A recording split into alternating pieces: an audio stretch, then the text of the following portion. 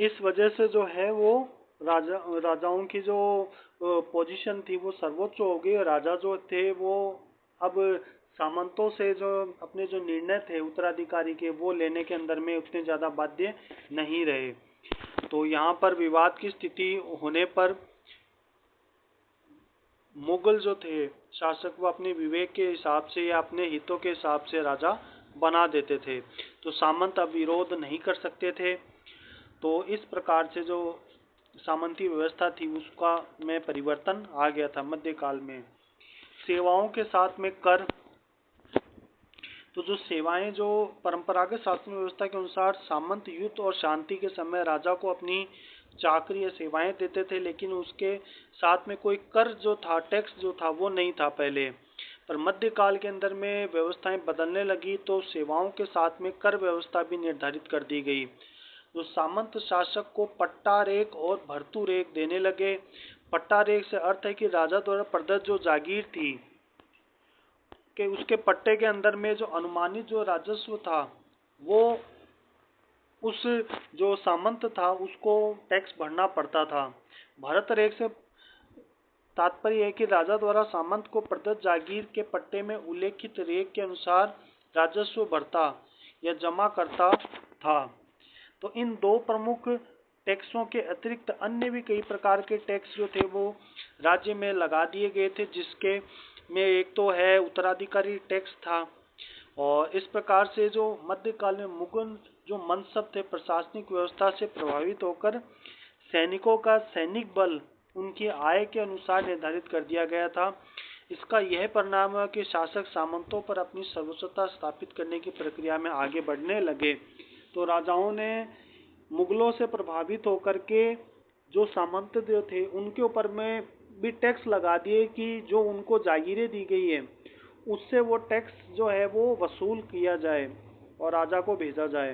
तो इस प्रकार से राजा जो है वो अपनी सर्वोच्चता को स्थापित करने लग गए थे मध्यकाल में। रेख है फिर, तो रेख यहाँ पर रेख से तात्पर्य है कि जागीर की अनुमानित वार्षिक राजस्व को माना जाता था, जिसका उल्लेख शासक जो था प्रदत्त जागीर के पट्टे पर कर देता था। और रेख का दूसरा अर्थ सैनिक कर से भी लिया जाता है।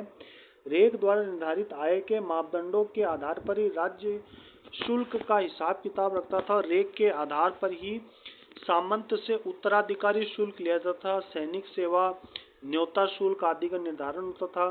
रेख न तो नियमित रूप से प्रतिवर्ष वसूला जाता था और न ही इसका कोई दर जो था वो निश्चित थी।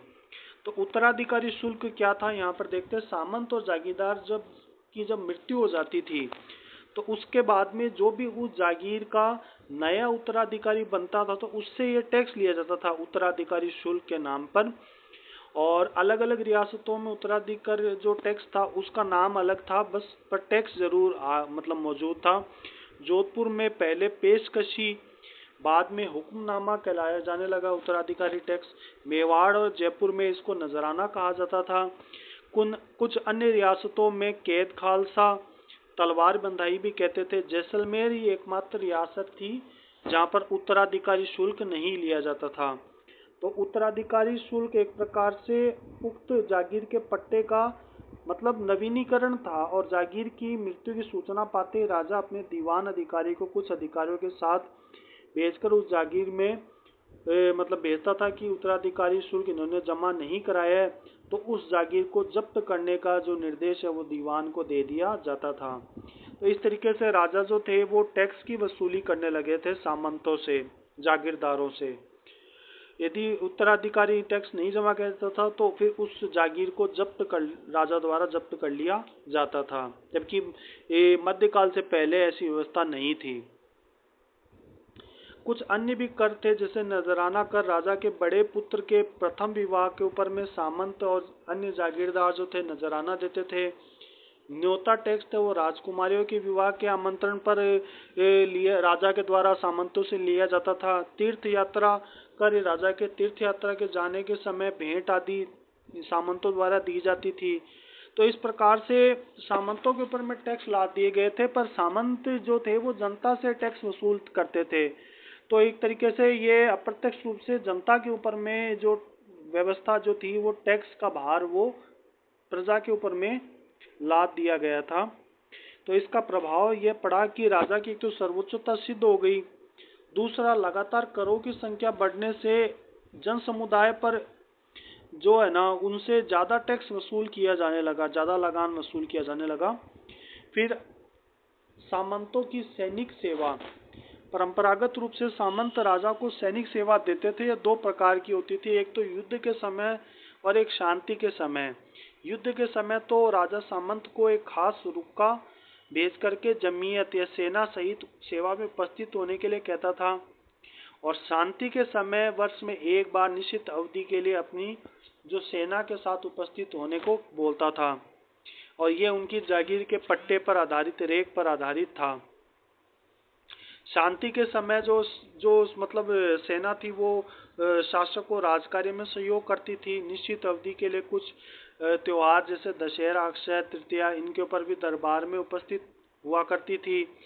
और राज परिवार की महिलाएं की तीर्थ यात्रा, अन्य यात्रा में जाने पर किसी सामंत को उनकी सुरक्षा का जो जिम्मेदारी वो दे दी जाती थी। तो सामंत को कुछ कार्य के लिए शासक से पूर्व अनुमति लेनी होती थी, विशेषकर अपने पुत्र और पुत्री के विवाह और अपनी जागीर में दुर्ग या परकोटे बनवाने के लिए जो शासक की जो परमिशन है वो लेनी पड़ती थी। फिर है सामंतों की श्रेणियां। तो सामंतों की भी श्रेणियां थी। मध्यकाल में सामंतों की श्रेणियां, पद प्रतिष्ठा भी निर्धारित कर दी गई थी। यह व्यवस्था मुगल मनसबदारी से प्रभावित थी, लेकिन पूरी तरह से उसके अनुसार नहीं थी। मनसबदारी व्यवस्था नौकरशाही व्यवस्था थी, आय जिसके अंदर में सभी को आय निर्धारित कर दी गई थी। जिसके राजस्थान में सामंतों की श्रेणी का निर्धारण कुलीन प्रतिष्ठा पद के अनुसार होता था। इस व्यवस्था में मेवाड़ रियासत में भी ये नियम लागू हुआ, और राज्य की श्रेणी विभाजन की व्यवस्था अलग अलग हुआ करती थी। मारवाड़ के अंदर में 4 श्रेणियां थी, राजवी, सरदार, गनायत, मुत्सदी। राजवी राजा के 3 पीढ़ियों तक के निकट संबंधी होते करते, इनको रेख है, हुक्मनामा कर चाकरी से मुक्त रखा जाता था। मेवाड़ में सामंतों की 3 श्रेणी थी, जिन्हें उमराव कहा जाता था। प्रथम श्रेणी के सामंत 16 थे, दूसरी श्रेणी के 32, तृतीय श्रेणी के सामंत गोल के उमराव कई सौ की संख्या में थे। प्रथम श्रेणी के 16 उमरावों में सलूम्बर का जो सामंत था इसका विशेष स्थान था। राजा की अनुपस्थिति में नगर की शासन व्यवस्था और सुरक्षा का उत्तरदायित्व सलूम्बर के सामंत का ही होता था। मेवाड़ में जयपुर के महाराजा पृथ्वी सिंह के समय सामंतों को अलग अलग श्रेणियों में विभाजित किया गया। यह उनके 12 पुत्रों के नाम से स्थायी जागीरें चली, जिन्हें कोटड़ी कहा जाता था। कोटा में राजवी कहलाते थे। राजवी सरदारों की संख्या 30 थी कोटा के अंदर में। इनमें सबसे अधिक संख्या हाडा चौहानों की थी।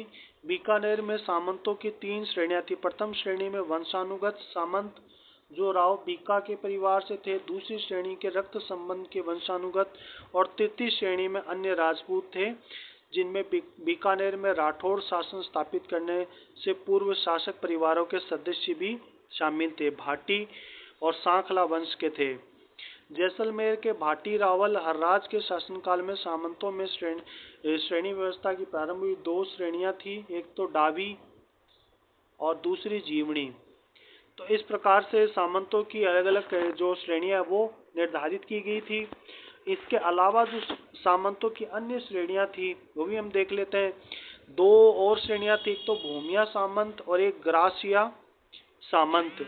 भूमिया सामंत तो वे लोग थे जिन्होंने सीमा या गांव की रक्षा के लिए बलिदान दिया हो, उनकी जागीरों से उनको बेदखल नहीं किया जा सकता था। और भूमिया सामंत 2 श्रेणियों में विभक्त थे। एक छोटे मोटे जो भूमिया थे उनके ऊपर कोई तो दायित्व नहीं था, दूसरा छोटा भूमिया था, इन्हें किसी प्रकार का लगान राज्य को नहीं देना पड़ता था, लेकिन इसके बदले में इनको कुछ सेवाएं देनी पड़ती थी, जैसे डाक व्यवस्था है और सहायक सामयता पहुंचाना है, खजाने की सुरक्षा करना है, अधिकारियों के सरकारी यात्रा के समय उनके खाने पीने की व्यवस्था करनी है, और आदि जो ग्रास या जो इनकी सैनिक व्यवस्था के बदले भूमि के ग्रास अर्थात उपज का ये उपयोग करते थे। यदि इनकी ढिलाई नजर आती थी तो इनको ग्राम सामंत से क्या किया जाता, बेदखल भी किया जा सकता था। तो इस प्रकार से सामंतों की अलग अलग श्रेणियां पाई जाती थी। फिर इसके बाद में आता है सामान्य प्रशासन के बारे में मध्यकालीन। तो प्रशासन को चुस्त दुरुस्त रखने के लिए मुगल शासन प्रणाली के कुछ व्यवस्थाओं को राजस्थान में लागू किया गया। रियासतों ने अपने प्रशासन को परगना, तहसील, गांवों जिसे तपो भी कहते हैं, और अंतिम इकाई तो गांव होता थी अर्थात मौजा में विभाजित किया। विभिन्न इकाइयों में मुत्सदी अर्थात अधिकारी नियुक्त किए और एक नई नौकरशाही व्यवस्था हुई, विकसित हो गई। धीरे धीरे ये मुत्सदी जो व्यवस्था जो थी, नौकरशाही व्यवस्था, ये भी वंशानुगत हो गई। तो पहले तो राजा की जो व्यवस्था है, राज व्यवस्था, वो वंशानुगत होती थी, और उसके जो सामंत जो थे वो उसके भाई बंधु हुआ करते थे। फिर उन्होंने नौकरशाही व्यवस्था स्टार्ट करी तो वो भी धीरे धीरे करके वंशानुगत हो गई।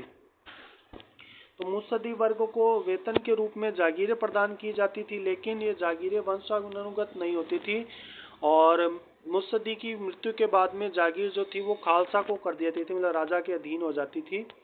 मध्यकालीन नौकरशाही के लिए कोई निश्चित तो नियम तो नहीं थे, शासक इन अधिकारियों से परामर्श किया करते थे।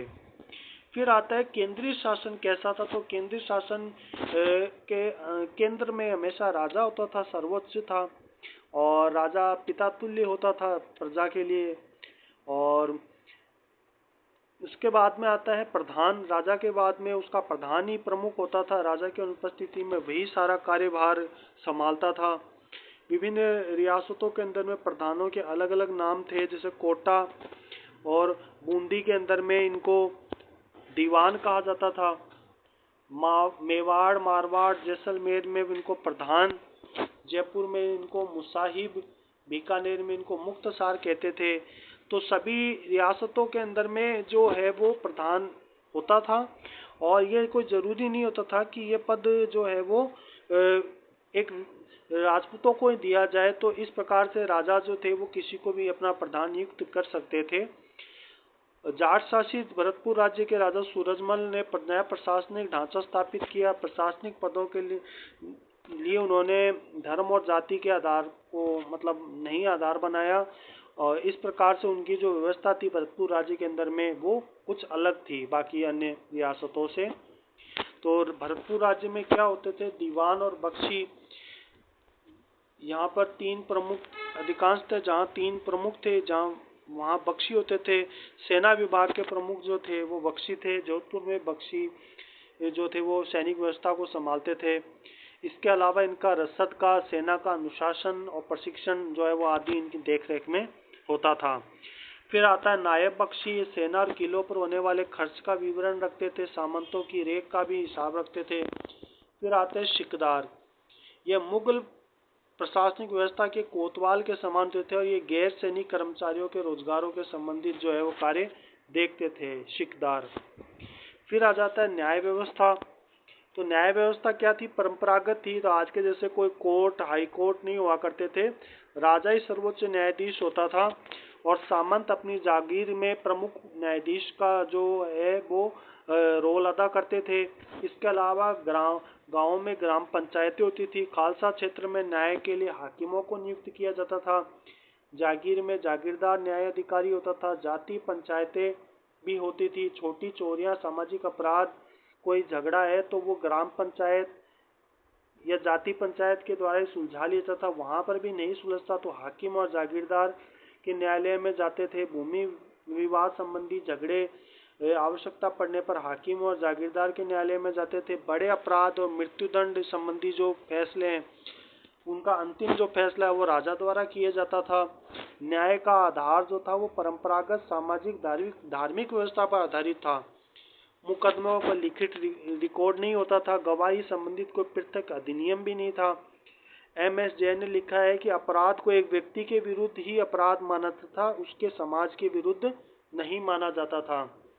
समाज के कानून के समक्ष सभी बराबर नहीं थे। एक ही अपराध के लिए दंड देते समय दोनों अपराधी उनके विरुद्ध अपराध किया गया कि सामाजिक स्थिति देख करके जो है वो दंड दिया जाता था।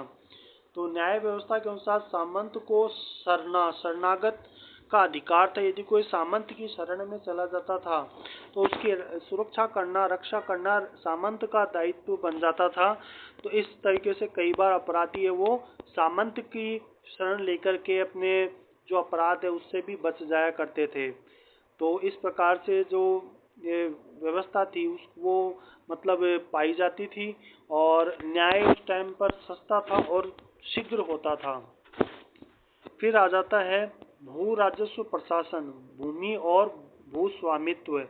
तो प्रशासन के तीन मुख्य स्तंभ थे, सैनिक और सामान्य प्रशासन, दूसरा था न्याय व्यवस्था, तीसरा था भू राजस्व व्यवस्था। तो सैनिक और न्याय व्यवस्था के समान ही भू राजस्व व्यवस्था में भी सामंतों की महत्वपूर्ण भूमिका थी। मध्यकाल में कृषि आय का प्रमुख स्रोत था, और इस दृष्टि से भूमि और उस पर उत्पादित फसल पर लगान वसूल करने की एक संस्था का विशेष महत्व था। भूमि को दो भागों में बांटा गया था। एक तो खालसा भूमि जो सीधे शासक के नियंत्रण में होती थी, इसको केंद्रीय भूमि भी कहते थे। दूसरी जागीर जो भूमि थी वह चार प्रकार की होती थी, सामंत जागीर, हुकूमत जागीर, भौम की जागीर और शासन जागीर। तो भौम की जागीर राज्य को अपनी सेवाएं देते थे और कुछ निश्चित कर भी देते थे। तो शासन जागीर जो थी वो धर्मार्थ, शिक्षण कार्य, हर साहित्य लेखन के कार्य, चारण और भाट आदि को अनुदान स्वरूप दी जाती थी। यह माफी जागीर भी कहलाती थी, क्योंकि यह कर मुक्त जागीर होती थी। फिर आता है हुकूमत जागीर, यह मुत्सद्दीदों को दी जाती थी और परगने के हाकिम का उत्तरदायित्व था कि वह लगान राजकोष में जमा करवाए। यह वेतन के रूप में दी गई जागीर होती थी, जो जागीरदार की मृत्यु के पश्चात खालसा को कर दी जाती थी। सामंत जागीर जन्मजात जागीर थी, जिसका लगान सामंत द्वारा वसूल किया जाता था। भूमि दो प्रकार की होती थी, कृषि भूमि और चरनोता। कृषि भूमि तो वही जो खेती का योग्य, और चरनोता जो उसमें पशु चर सके। तो इनको बाद में जो है वो चरागाह या गोचर भी कह सकते हैं। और ये सार्वजनिक भूमि होती थी, तो पशुओं के लिए वो भूमि आवंटित की जाती थी। फिर आ जाता है किसान और कृषक। किसान दो प्रकार के होते हैं, बापीदार और गैर बापीदार।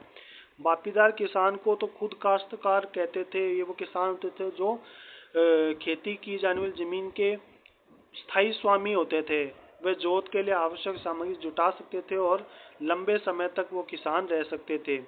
गैर बापीदारी को शिकमी काश्तकार भी कहते थे। वंशानुगत अधिकार प्राप्त नहीं थे, इनको भूमि के भी स्वामी नहीं थे, खेतीहर मजदूर थे। और बापीदार किसानों को कई रियासतें थी, उनके खेत और की लकड़ी और कुओं पर उनका स्वामित्व था। कर निर्धारण के समय ध्यान रखा जाता था कृषि उत्पादन बढ़ाने के लिए बापीदार ने किन साधनों का उपयोग किया है। बापीदार किसानों के भू स्वामित्व को तत्काल समाप्त नहीं किया जा सकता था। कोई भी अकाल पड़ गया तो किसान गांव छोड़ करके अगर कुछ समय के लिए बाहर चला गया तो वो भूमि किसान की ही रहती थी। पुनः लौटने पर वो किसान अपनी भूमि को जोत सकता था। तब भी किसान भूमि पर किसान का स्वामित्व था। राजस्थान में प्रचलित एक कहावत है, कर्नल जेम्स टोड ने उसका उल्लेख कर शासक कृषक भूमि राजस्व पर एक प्रकाश डाला था। वो कहावत थी, भोगरा धनी राज हो, भोमरा धनी माच हो। अर्थात भूम को मालिक, जोतने वाला और राजा राजस्व का अधिकारी है। किसानों को दी जाने वाली भूमि का पट्टा जागीरदार के रजिस्टर में दर्ज रहता था, उसको दाखला कहते थे। फिर उसके बाद में है भरतपुर राज्य में राजा सूरजमल के समय कृषि की उन्नति के लिए एक नीति निर्धारित की गई थी, और सन 1763 में भरतपुर राज्य की कृषि की आय जो थी वो 17.5 लाख रुपए प्रतिवर्ष थी। और यह जो आय जो थी वो शिक्षा और साहित्य के विकास के अंदर में लगा दी जाती थी। तो इस हिसाब से मजबूत राज्य के मतलब लिए जो अच्छी प्रशासनिक व्यवस्था होनी भी आवश्यक है।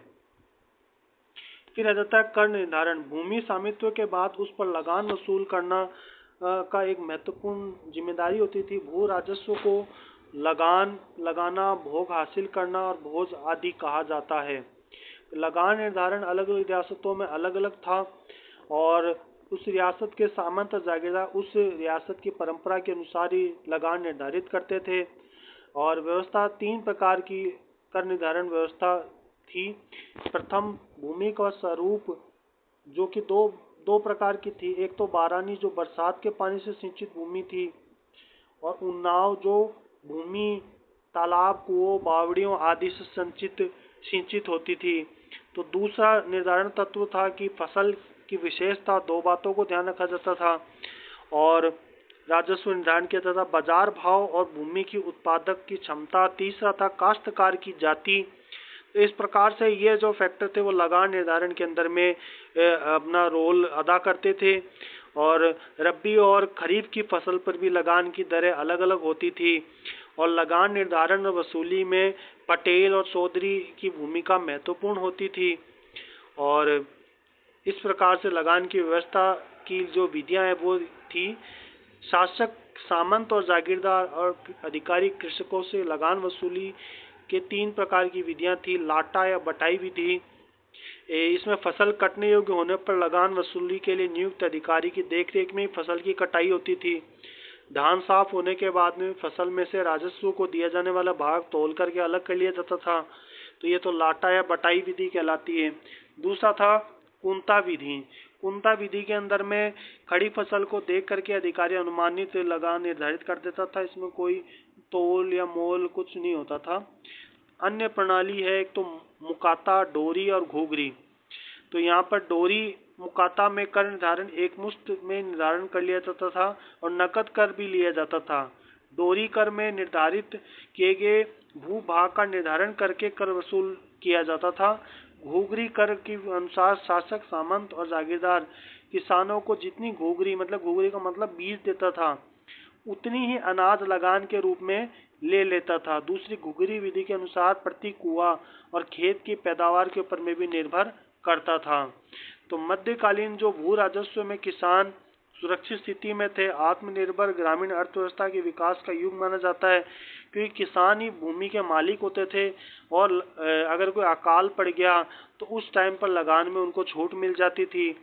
पशुओं के लिए चरागाह भूमि जो थी वो छोड़ी जाती थी, जिसके ऊपर में ये सार्वजनिक भूमि हुआ करती थी कि शासक उसे खालसा नहीं कर सकता था, और चरनोता जो चरागाह की जो भूमि उस पर शिकार करने का अधिकार किसी को भी नहीं था। भूमि और लगान संबंधी जो विवाद थे वो ग्राम पंचायतों के रूप से ही मुख्यतः सुलझाए जाते थे, और अगर वहाँ नहीं सुलझते थे तो फिर हाकिम या जागीरदार की जो कोर्ट होती थी वहाँ पर उसको मुकदमे को सुलझाया जाता था। मध्यकालीन सामंतवाद पर आधारित प्रशासनिक व्यवस्था मुगल ये इससे काल से तो मतलब मुगल प्रभाव से तो स्टार्ट हुई थी और ब्रिटिश काल तक ये चली थी। तो इस प्रकार से ब्रिटिश काल आने के बाद में ये व्यवस्था जो थी वो धीरे धीरे कमजोर होती गई थी, और भारत की आज़ादी के बाद में राजस्थान के एकीकरण के बाद में ये जो मध्यकालीन प्रशासनिक व्यवस्था थी वो पूर्ण रूप से समाप्त हो गई थी।